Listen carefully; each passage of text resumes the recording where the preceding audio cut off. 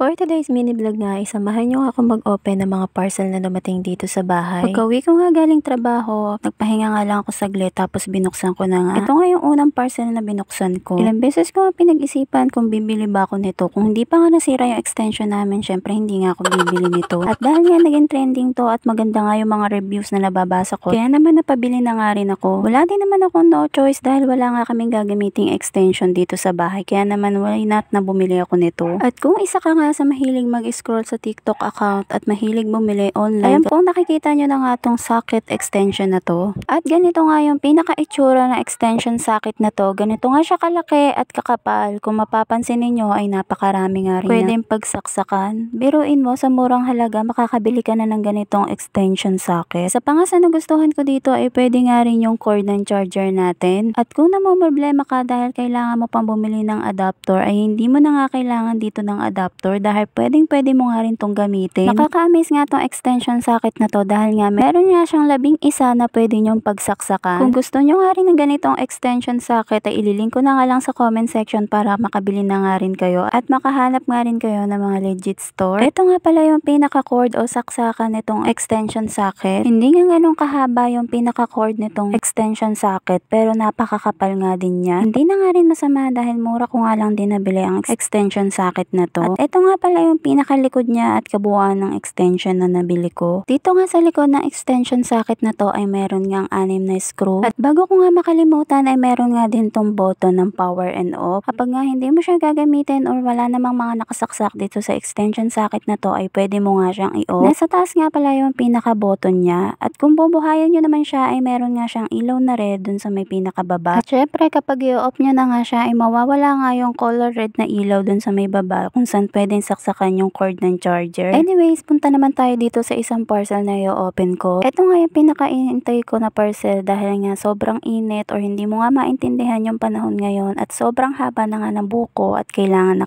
ko nga nito. At habang nag-i-scroll nga ako sa TikTok account ko ay lumabas nga to sa FYP ko. Noong una nga ay hindi ako naniniwala na ganito nga siya karami tapos ganun nga lang yung babayaran mo. Imagine for only 111 pesos, meron ka ng 51 pieces na marireceive. Iba't ibang set nga yung pwede nyong pagpilian doon at set F naman yung napili ko. Meron nga siyang dalawang headband na kasama at meron na nga ring iba't ibang clip at mga ponytail. O diba, sobrang super nakasave ka nga talaga dito. Biruin mo kapag binili mo nga yan sa palengke o sa mga tindahan na pumapatak nga yan ng 25 to 30 peso. Sobrang nakitan nga rin ako at nagandahan nga din ako dito sa headband. Biruin mo, 35 pesos nga yung presyo nito dito sa amin. Pero kapag nga sa TikTok account nga kayo bumili ay mura nyo nga lang siyang mabibili tapos set na. Iba't ibang style and color din yung marireceive nyong hair clamp. Sa kada set nga na pwede nyong pagpilian ay iba't ibang presyo nga yung makikita ninyo. Depende nga sa dami yung magiging presyo nito. Pero ayos nga lang din yun dahil nga mura mo nga lang din siyang mabibili. At syempre hindi naman pwedeng ako lang yung mabubudol na to. At kung bet nyo nga rin tong set na napili ko ay ililink ko na nga lang sa comment section. Pero syempre marami nga kayong option doon na pwedeng pagpilian kung ano yung mga gusto nyong set. Hindi na nga kayo lugi dito dahil napakadami nga ng marireceive ninyo. Kung may tindahan nga rin kayo ay pwede nyo nga rin siyang ipantinda. At kung mahilig naman kayo sa mga hair clamp, clip or ponytail ay saktong-sakto nga to sa inyo. Kaya naman mga memers, magpabudol na nga rin kayo. Ito nga yung budol na talaga namang hindi mo pagsisisihan. Kaya naman sa may mga bet nito at gusto rin magpabudol dito ay ililink ko na nga lang sa comment section. At ayan lang muna for today's mini vlog. Kita-kits na lang sa susunod ko pang upload. See you on my next one. Bye!